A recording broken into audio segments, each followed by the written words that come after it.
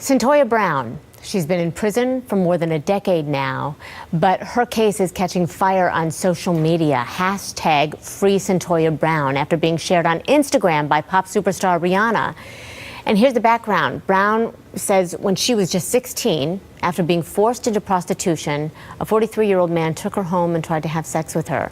Brown says in self-defense, she shot him because she feared for her life. And despite her age, she was tried as an adult, sentenced to life in prison, and won't be eligible for parole until she's 69 years old. Well, one of the people trying to change that is with us now, her attorney, Charles Bone.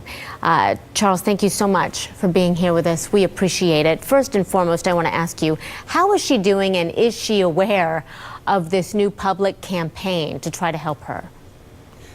Cyntoia is a remarkable young woman, and she's very aware.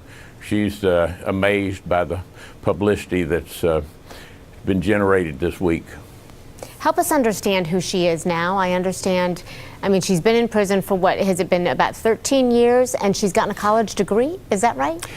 13 years, and she's gotten her GED and her Associate of Arts degree from Lipscomb University, and now she's very close to getting her bachelor's degree.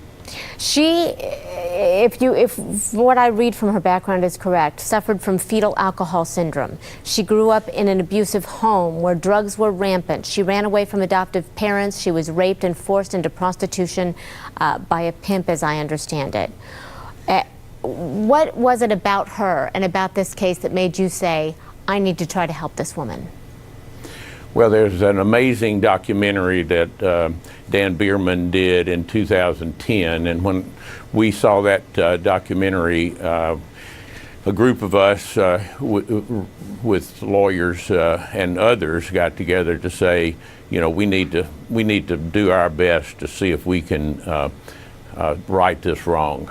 Yeah, I understand you filed a petition for post-conviction relief after the Supreme Court banned life without parole sentences for juveniles. What are your most pressing obstacles to making a release happen for her right now? Well, the case will be heard in the Sixth Circuit Court of Appeals sometime in 2018. Also, we are in the process of asking the Board of Pardons and Paroles and the governor to consider an action that would commute her sentence and allow her to serve a much lighter sentence. Further, we hope that the legislature of Tennessee would take some action that would be of some help to her.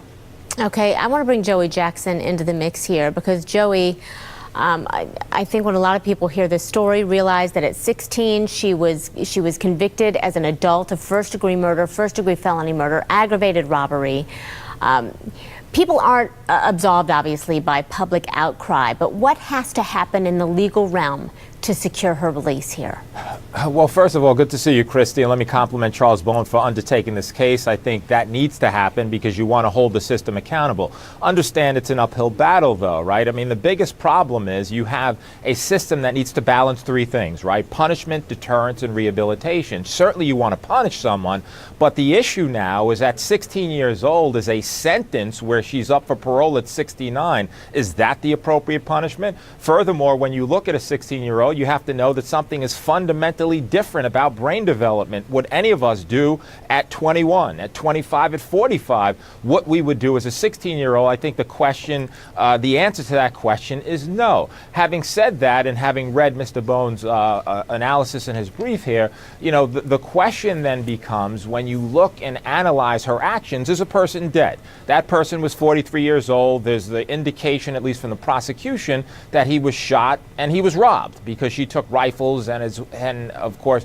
his wallet or his pants away from him.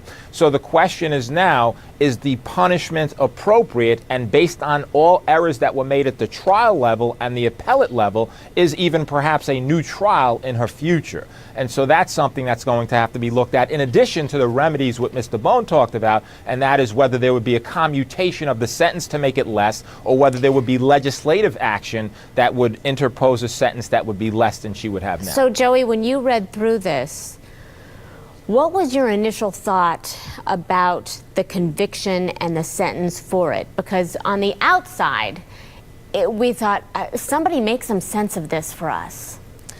You know, Christy, in looking at it, the crime obviously is very heinous. And when I looked at that, certainly it deserves punishment. Now, apparently at the trial level, the argument was self-defense. Apparently when she went to this man's home, she was a prostitute being put up to it by her pimp named Cut. Apparently when she went to this man's home, he went to reach under the bed. And as a result of that, she was scared of what he would do, pulled out a pistol from her pocketbook that she was given by her pimp and shot him. And so obviously that was what was argued at trial, but it didn't carry the day. So now you look to whether or not, if she was convicted of this crime, what can happen now? And I know she has all these past histories of, mental abuse and her mental deficiencies and the alcohol that her mother went through. And so the only thing you can hope for is that there would be a commutation of the sentence, or the sentence would be a bit less than it is now. So Charles, Kim Kardashian even put on her Instagram, "I've called my attorneys yesterday to see what can be done to fix this." How much influence do you think celebrities have in a case like this? Do they enact change, or is it the publicity that's so powerful here? Well, well, actually, it's both. We welcome all of the support from the celebrities like Kim, and also her legal team. And we look forward to working with all the volunteers who've been a part of this, really around the world, but especially here in Tennessee for many years.